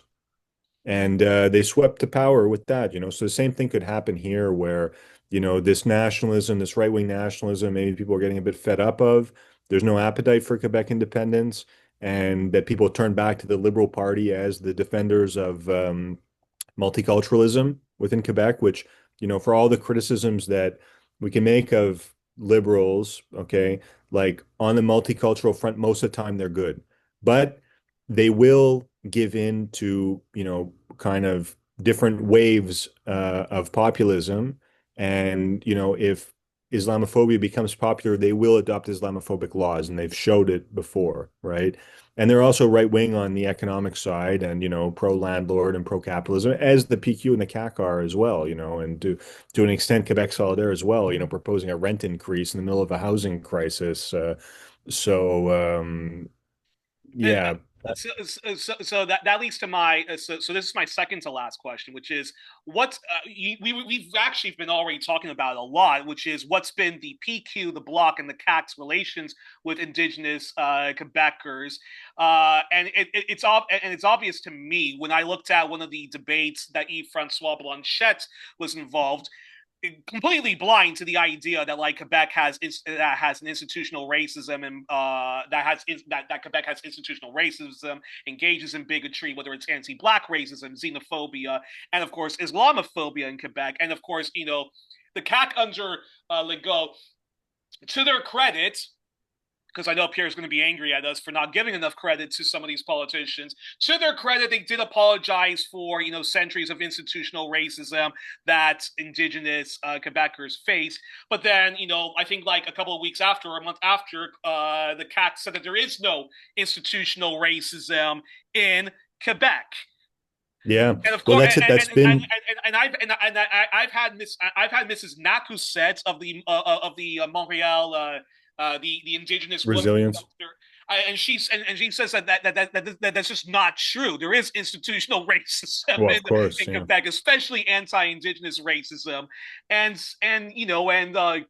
uh, yeah. So there's that. But I want to ask, when we talk about like Islamophobia, is Quebec very much like influenced by France and French media and the politics that comes out of France? Are they very much influenced by a lot of that? So when France complains about too much immigrants, when a lot of the French parties sort of recycle Marine Le Pen or her father's anti Islamophobia, like, are a lot of Quebecers who watch French news and like French culture, are they influenced by that, or no, this is all very much like in the DNA of Quebec? Sorry, are they influenced by what? French media and like French politics in France. Oh, yeah, yeah, for sure. There, like a lot of the right-wing identity politics are completely transplanted from France, right? Like this idea about banning religious symbols is imported from France, and it's not positive, right? Like over there, like it's led to loads of social tensions. And I mean, France is a diverse country, right? Because they colonize all these countries all over the world who speak French, and then the after the colonization period, the immigration goes in the opposite direction, right? So France has, huge Black and Arab communities and stuff like that, and so of people who, speak French with the French accent and everything there and are integrated into the society. But then like kind of the white French right-wing people and stuff, like they impose like these laws about secularism and this kind of thing. And then Quebec politicians, they get inspired by that and they try and bring it back here. At one point, François Legault was saying he wanted to ban the burkini, which for people who don't know what it is, it's And like what that a is, and what that is, it's really just like just a liberal form of bigotry. And look, I think, look, I'm a flaming left winger. I'm an atheist. Like I'm not a fan of I'm not a fan of any religions. And yes, I do believe in secularism, church and state, but I'm not bothered by a Muslim woman that puts that puts the headscarf over her head, just like I'm yeah. not bothered by Sikh men putting the turban over their head. The Now, last thing we need is a government dress code, you know? And that's where like the CAC, it's not just like oh, people working in certain places or stuff like that. It's also that they even talk about like banning like prayers like in the street, which has been done in France, right? And like, why are they making this an issue? Boy, because a few pro-Palestine protests that last the entire afternoon, from 12 to 5 p.m., have a 30-second or 60-second prayer in the middle of it after people have been standing outside all day, I mean, this is some sort of an issue. Like this is top of mind for the CAC. Like that's for them, that's like the big problem in Quebec society that needs to be fixed. When meanwhile, people are being evicted. People can't pay their bills. The price of groceries is through the roof. They're cutting public transit. Have the hospitals. You go to the hospital, there's no doctor. You go to school, kids go to school, there's no teachers. Then in the middle of that, lack of teachers, where they got people who are not even qualified, don't even have university degrees, or maybe have them but not in education, are teaching kids in school. And then you have people that do have the degree in education, qualified teachers that wear the hijab, and they're firing them in the middle of the school year, and replacing them with substitute teachers that are not qualified. Like they're completely ridiculous, and like these things, this racism and discrimination and stuff like that is used, okay, to suppress class consciousness, right? They don't want people thinking about the fact that they're lacking these services, the fact that hospitals are falling apart. We got hospitals that have like a water leak like every second day with flooding and stuff like that. In downtown Montreal, the Montreal General Hospital, like, the plumbing and stuff is like 75 years old or something, like completely ridiculous. They can't operate. They got water falling from the ceiling. Like, so they distract from this and they put the public's attention on, oh, should that teacher be able to teach those kids with wearing the hijab, should that police, student become a police officer wearing the hijab? Like they're constantly like on these Well, little and tiny well, issues that well, apply only to a small amount of people. Like the Quebec schools are not overrun with people wearing religious symbols. It's actually very rare. The Muslim population in Quebec is less than 1.5% of the population. These people are like have a discourse like as if Quebec is being overtaken by Muslims, and when they get to 50% plus one, they're going to impose Sharia law on us, and like well, they're also attacking gay rights and trans rights and non-binary rights and stuff like that, and trying to make that the big subject of conversation. Actually, in a couple of days, I'm going to have a debate with somebody on my podcast. She wants to ban the pride flag from schools, you know? unbelievable. It's crazy because having lived living in Belgium, and I'm not fluent in French, but my parents will sometimes translate the news for me, and I do understand sometimes enough French to know what's going on.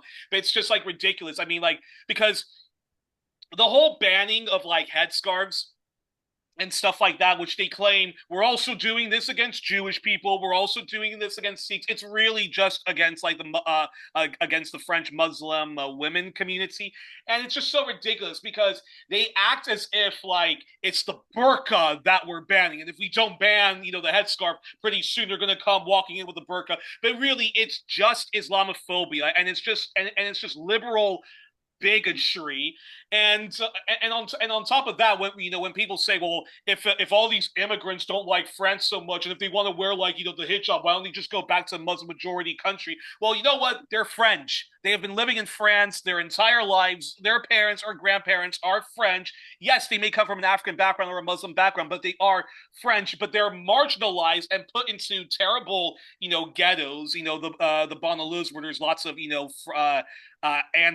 there's lots of institutional racism and police brutality. And I know in Quebec, there also has been cases of police brutality and just grotesque racism, notably in the medical world against Indigenous people.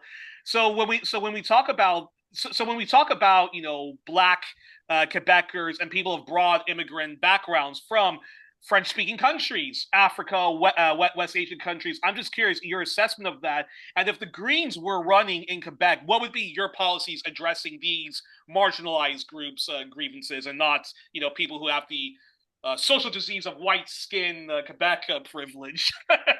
Right, right. Well, look, I think that in general, people in Quebec are not racist, but the politics is, right? And like the media is, right? I don't want to generalize too much there, but like the dominant politicians, parties, and dominant newspapers are certainly racist, okay? And are constantly, feeding this narrative, right? Yeah. So, Green Party of Quebec, we're we're running in the election. We're anti-racist, an anti-racist platform. Actually, in the previous election, 44% of our candidates were identified as visible minorities, according to an outside analysis. So, we're a multicultural party, right? And we're promoting multiculturalism within Quebec. And we're constantly ridiculed by the media and the other parties for doing that, you know, Wow. to the point where, Montreal, okay, is, French dominant, but there's a large English community that, predates Confederation even. And, a lot of people, when, they go into a coffee shop, let's say, the person will greet them, say, bonjour, hi, right? And it's like just a polite greeting that people use around Montreal because you don't know what language the other person is going to be more comfortable in. If they could be an American tourist, they could be from the English community here, they could be French, like, who knows? Well, the National Assembly has passed like motion saying that they don't want bonjour hi, they're attacking our greeting, you know, and and I can understand from, at one point when I was a student, I worked in a hotel at one point and they said, here we say bonjour like to the guests, right? Because they're coming to Quebec and they want the Quebecois experience. And, people from New York or whatever, they come up here, they like the fact that the people say bonjour to them, so I can understand that. But at the same time, if you politicize our greeting like that, it does break down people's ability to communicate in public, and there's some people that will not initiate a conversation because they're afraid of the language politics that come with using one language or the other, And you have all these funny situations too, where you have like two Anglophones. It's I'm laughing because it's kind of similar to Belgium, but it's the complete opposite where you have where once upon a time the francophones were like the dominant, like they were the economic powerhouse, they were the dominant elites, still are the dominant elites, discriminating against the Flemish Dutch speaking folks. Now it's the opposite around, like Flanders is like the economic hub, and they speak enough English to make a second official language. But there's been a rise of Flemish nationalism and kind of like a reverse racism. And when they pass these like ridiculous like language laws that you can't speak French to a vendor, somebody at H&M or whatever in Antwerp or Ghent and stuff like that, uh, it affects English speaking people who don't speak French or Flemish from getting jobs and stuff like that unless they just know the right person. And it's just so like ridiculous. And like I'm okay with like Flemish independence. Like I'm totally fine with like Flemish independence, just like I'm totally fine with like Quebec independence. I'm just not under the illusion, and people should not be under the illusion that when Flanders becomes its own country, if Catalonia becomes its own country, or Quebec becomes its own country, it's going to be on the front line of socialism and like No, anti-imperialism and so no, forth. definitely not. And Catalan nationalism, just like Quebec nationalism and Flemish nationalism, is very good at using past victimhood and past legitimate grievances.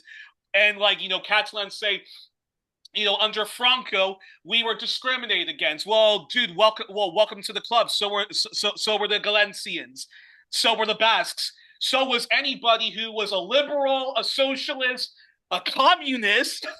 So like, get over yourself. And also, the Catalan independence parties are right wingers, and they Yeah. supported austerity in bars, in Catalonia. When they say arguments like, "Oh, us Catalans, we're tired of subsidizing for these poor Spaniards like elsewhere." That's not a left wing argument. That's a right wing argument. And you hear the exact same thing in Flanders. We're tired of subsidizing for the poor, francophones. And I'm just curious your response before. Your response to that before I get to the very last question. Very last question. Yeah. I mean, I don't have that much to add there, but I think that it's nice to have linguistic diversity, right? And I mean, there's no sense in attacking minority language groups. It's possible for people to get along, and I don't think that the use of language like that should be politicized to the extent that it is in Quebec. It is important to protect French, and there has to be some structural things in place to make sure that happen. But look, in the case of Quebec, like Francois Legault cut the funding of French language classes. Okay. So you have people that are willing to go to school like after work or even full time in certain cases and really, progress in French. And they say, oh, well, we can't afford that. The thing is, like, the nationalists, they don't even want to, like, fix like the problem of not enough people speaking French because if they fixed it, they'd have nothing to complain about. So. But I have to say, in response to that, I find that so weird given how pro-capitalist they are, given that they want to be an independent country, but they're like one of the only, apart from Haiti, which doesn't even speak that much French, are like the only French speaking, they would be the only French speaking country in the Americas. And you would have to make an effort to learn English if you want to continue trading with the United States and with like Yeah. Canada without Quebec. And then you would have to learn Spanish, but English would be important for the Caribbean countries like Jamaica, Trinidad, and so forth like that. That's it. The government here is ideologically opposed to francophones learning a second language. And it's been like that back from René Lévesque also, like, with Bill 101, which basically stopped francophone youth from attending English school, you know. So it's not about like making the English people learn French. It's about stopping the Francophones from learning English. And obviously, having a second language is an advantage for anybody. Even if you live like far off, like in the regions of Quebec and you're surrounded by French all the time, knowing English is still an advantage. You don't want to like be traveling somewhere and not be able to speak a word of English, and you can't go to Ontario and you can't go to the United States and And it's you so know, counterproductive if you want to have if you want I mean if you're a businessman and you want a multinational one. I mean obviously like you want your there's Belgium, there's France, there's Luxembourg where there's French speaking communities and but you would want to learn but you would want your people to learn English to deal with your American clientele and so forth. And so I just find that's just so baffling and but yeah. finalement question is this again.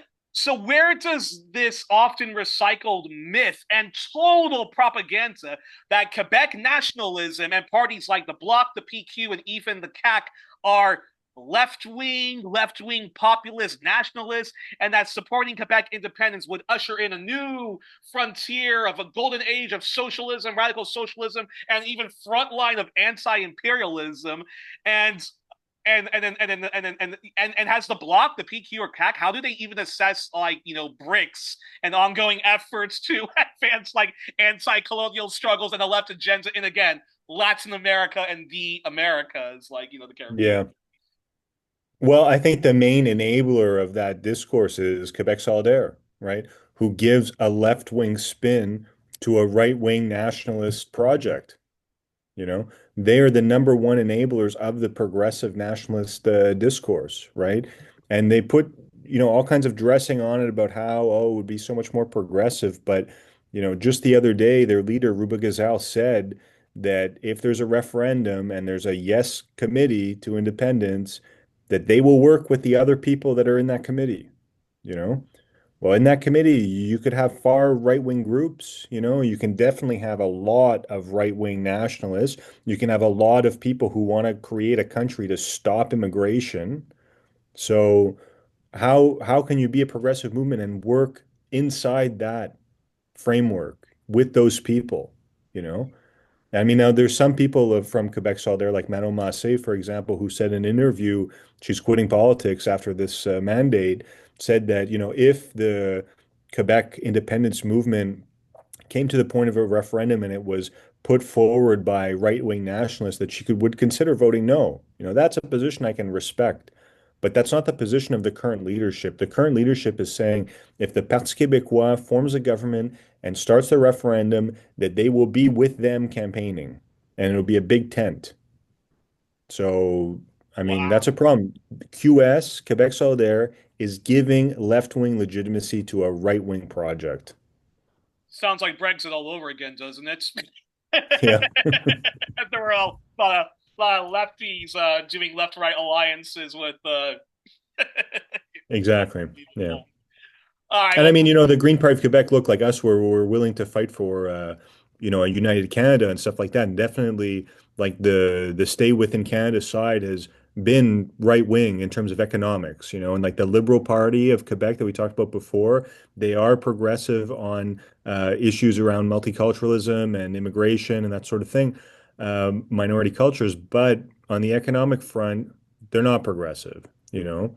And like, would we work with them like to fight against a Quebec referendum? Yes, but the difference is that like they're not saying, okay, we need to stay in Canada so that we can oppress French people or come and wave the Canadian flag and all that kind of thing and be, push like Canadian nationalism like super hard there, like the Canadian side is willing to accommodate Quebec as a nation within the United Canada. Like that's the side of unity. And, I would not be working with right-wing nationalists to start a new country there on those kind of terms. So that's what I think about QS, and I think that really this whole debate about Quebec independence has held back a lot of social progress. Even if you look at, okay, Quebec Solidaire, you look at the opinion polls, 60% of their voters are against Quebec independence, yet they've put it front and center on every election campaign since 2006 for 20 years, you know? And so many people are not willing to vote for them because of that. And that's what guarantees the re-election of the Liberal Party with their right-wing economics time after time, or even the election of the CAC, right? Because they're not proposing a referendum. So, you know, I and mean, and if and and, and do you find this argument, you hear this all the times from the Canadian Anglophone left nationalists that Canada is colonized by the United States, which I don't agree with. I mean, America does have way too much influence on Canada, but Canada yeah, is not. But anyways, so there's that argument, and you have this kind of like left nationalist and even right wing nationalist argument that Canada colonizes Quebec. But if we really look at how, on the amount of economic autonomy that Quebec has. I mean, it is very much like if you go to France, like it does have some strong like social programs, whether it's daycare, pharmacare, the right to collective bargaining, and, uh, and, yeah. and and all that good stuff. But Quebec is not like this. Quebec is not. Quebec is a colony, you know. Quebec is a colony. It's a French colony, right? And I mean, Canada is formed of people who didn't want to go along with the American Revolution, right? Quebec was conquered by the British, okay, just a few years before the American Revolution. And despite being conquered by the British, the Quebecois, okay, were given favorable conditions from the British Crown and decided to fight with the British against the American Revolution. And also, it's that now you're 250 years later, and it's not like Quebec is erased, that French is erased from Canada, you know. Quebec has a huge, thriving, modern Francophone metropolis, and, French has not disappeared And there are after these still and there are 250 still and there years. are So, still and there are still ironically more French French speakers only in Quebec. Now, of course, Quebec Quebec does like honor its part in the whole bilingualism, and I think Anglophone Canada should do much better than that. So you shouldn't just be a politician and be bilingual. But still, like if you look at Quebec and you compare it to say Scotland and Wales, I would say Scotland has lots of legitimate grievances to be an independent country, and even Wales, even if Wales is treated much better than Scotland in that colonial project of Great Britain and so forth like that. But again, if you go to Quebec and if you go to Catalonia, particularly Barcelona in Spain, these are not people who are who are suffering from the mean tyrannical government of Madrid and you know and yeah, Madrid and Ottawa. Now Yeah. that people want to have an independence, okay, we should have an independence, and there shouldn't be like police like cracking people's skulls and stuff like that. But I just refuse the ridiculous argument that Catalan independence is is a left wing project, and again from the research I've done on just the bloc alone and the PQ alone, they're they're not leftists. at Exactly. best, at best, and I'm being too generous. They're like Jacques Chirac or Charles de Gaulle, like they're capitalists. They're a little bit like right leaning, and they believe in like all the good stuff of liberal democracy, but they are not leftists. Yeah. Yeah, So exactly. And that's why it's hard to compare like, these issues of independence like across different countries because I mean each country has its own circumstances and, its own issues and, some independence movements can be progressive and others can be right wing. So it's really hard to and I don't really like it when like the Quebec independence people, like will go and support Catalonia or Scotland or stuff like that. And it's like as if like every time there's a country that's going to break apart, like they want to get in there and help break it. I mean, and of course it brings back to what we were saying before that like even if you accept, the self-determination at 100%, then Montreal could break off from Quebec, like Montreal could become a Canadian province if Quebec were to leave, so to what level do you want to divide it? You want every little region to be its own country? Like could, Canada, like at the time of colonization, there's 50 different indigenous languages that were spoken. Like the country's big enough to be broken up into 50 different small countries, right? Is that like to our advantage? I don't think so. I think the Canadian Federation has a lot of advantages, and really these Canadian provinces are much stronger negotiating against the United States as a united bloc rather than having Alberta on the one hand, and then the prairies, and then BC, and then Quebec, and then Atlantic Canada being all different countries. I mean, it's better to band together in solidarity, and the Canadian provinces have so much in common. They have differences too, obviously. You go to Vancouver, it's 5,000 kilometers away from Quebec. I hear people over there saying, I don't understand when there's a federal government public consultation why they need to have translation. Well, the country has two official languages. So I find some people like in the rest of Canada, they dismiss French, they complain about it, they don't understand why if you want to get a job in the federal government and move up to a high level that you have to speak both languages. Well, it's a bilingual country. There's two official languages, right? So, it's and normal for people, they want to be. you Anglophones made such a big effort to keep this like a sort of unhappy arranged marriage the way it is. Well, then fucking learn how to like speak French and so forth. That there are some Yeah. people who don't. And look, I'm terrible at languages. I once spoke French and completely lost it in the U.S. And that there are some people who have a hard time learning other languages. Okay, like Yeah, definitely. uh, I can understand that, but that's why the state has a role to play in making sure that people have the second language education from a young age. And in Quebec, for example, like there's English taught in the schools, but it only starts at grade 4, right? Well, people are the most have the easiest time learning languages like before grade 4. So why wait like that? It's a recipe for people not to pick up the language. Green Party of Quebec, we want 25% of all education at the elementary and high school level to be in a second language. That second language could be English or French or an indigenous language or an international one, but ideologically, we're in favor of learning multiple languages, two, three, four. Being stuck with only one language is a disadvantage for everybody, you Oh know? yeah, I mean, I lost my French when we moved when we moved to the U.S. My parents, could have enforced me learning French better, but our school said it's better if he just speaks English. it's a mistake we have been regretting ever since because my family had to move to Belgium for my father's job, and I can tell you, I have been regretting losing that French ever since, and going to English speaking schools and not given French classes. And it's just been like a huge drain on my life, which is one of the reasons why I'm trying to move to an English speaking country. And I would say to anybody, like, make sure that like your kids do learn multiple languages. Yeah, no, but it's crazy. But anything. Well, I think that's a perfect place to end. Yeah, I think that's a perfect place to end. We were joined on this edition of One Plus One. Sorry, guys, as you can see, it's past my bedtime.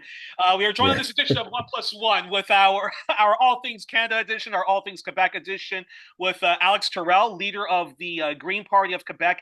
He's an eco-socialist, anti-imperialist, left-wing politician, and also an indie journalist of Global Greens and part of a wider organization of the same name. He is the host of the Eco Mindset, which is bilingual. He does it in French and in English. We were also joined by Pierre Jasmin of Artists for Peace and a member of the Canada-wide Peace and Justice Network. Alex, first of all, thank you so much for coming on the program. This will be, I hope that this will actually be the first of many conversations that the left and needs to have about Quebec like independence, because there's so much, again, like Canada itself, there is so much propaganda, junk history, and mythology, and it needs to be debunked. And I apologize if if I cut Pierre, but we'll bring him back to actually have like a proper debate about that. And anyone else who's open actually to having that debate will open invite to them and to Alex to have that debate. But until then, Sure. Alex, thank you so much for joining me.